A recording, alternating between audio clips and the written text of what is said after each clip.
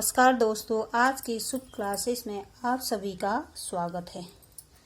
जैसे कि आपने मेरी पिछले वीडियो देखी होगी, उसमें हमने ये चर्चा की थी संधि और संधि विच्छेद। तो इसी क्रम में आगे बढ़ते हुए आज हम जानेंगे संधि के भेद, यानी कि संधि कितने प्रकार की होती है।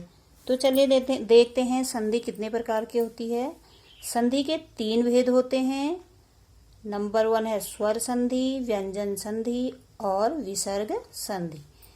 तो इन 3 भेदों में जैसे आप नाम से ही इसका अर्थ समझ सकते हैं, स्वर संधि यानी कि इसमें स्वरों का मेल होगा। संधि माने आपको पता है मेल होता है। व्यंजन संधि जिसमें व्यंजन की संधि होगी, और विसर्ग संधि अर्थात जिसमें विसर्ग का प्रयोग होगा, उससे रिलेटेड होगा। तो चलिए विस्तार से इन्हें जानते हैं क्या है ये। पहला है स्वर संधि, ये क्या होते हैं और कैसे इसमें नियम काम करता है, ये हम देखते हैं। स्वर संधि वह है, स्वर संधि यानी स्वरों का मेल, 2 स्वरों के मेल से होने वाले परिवर्तन को स्वर संधि कहते हैं। अर्थात 2 स्वरों के मेल से जब शब्द में परिवर्तन आता है या नया शब्द बनता है तो उसे हम स्वर संधि कहते हैं। ये कैसे परिवर्तन आता है, एक बार उदाहरण देखते हैं। चलिए, जैसे शब्द है रेखा प्लस अंकित, तो नया शब्द क्या बन गया, रेखांकित। अब देखिए इसमें स्वर का मेल कैसे हुआ है। रेखा, आप उच्चारण करें आ आएगा, आ प्लस औ हो गया है अंकित। तो यहाँ पर आ प्लस औ से आ का ही साउंड आ रहा, देखो रेखांकित। ऐसे लोक प्लस ईस, लोक, अ प्लस ई, अ प्लस ई, यहाँ पर लोकेश, ये नया शब्द बन गया। तो ये जो स्वर संधि है इसके भी अलग अलग भेद हैं। देखिए क्या क्या हैं स्वर संधि के भेद। स्वर संधि के निम्न 5 भेद होते हैं। इसके 5 प्रकार हैं। कौन कौन से हैं? दीर्घ संधि, गुण संधि, बृहदि संधि, यण संधि और आयादि संधि। ये 5 प्रकार की संधियां होती है। कौन सी हैं ये? स्वर संधियां।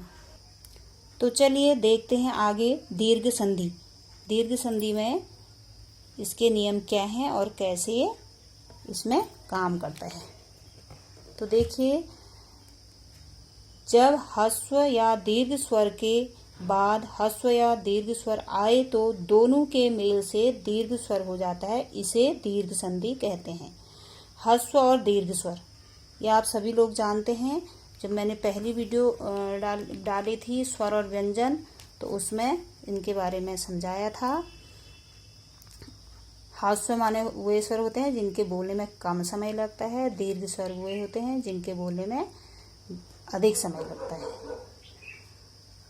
तो देखिए शब्द में ये कौन कौन से, जैसे यहाँ पर देखिए ओ प्लस ओ बराबर आ, यानी कि ये दीर्घ ह्रस्व स्वर है, कम समय लगता है। तो ह्रस्व स्वरों के मेल से क्या यहाँ पर उच्चारण किसका होता है? दीर्घ स्वर का हो जाता है। तो ये शब्द में कैसे इसका नियम काम करता है, देखिए समय धन अभाव बराबर बन जाता है समयाभाव। यहाँ पर समय में अंत में अ है और अभाव में भी अ है, और अ प्लस मिलके यहाँ पर इसका उच्चारण आ कर रहा है। देखो समयाभाव। ऐसे क्रम अ है इसके अंत में प्लस अनुसार अ है, बराबर बन जा रहा है क्रमानुसार, क्रमा आ, यहाँ पर आ का उच्चारण हो जा रहा है। तो चेंज हुआ, परिवर्तन हुआ, ये दीर्घ संधि कहलाई।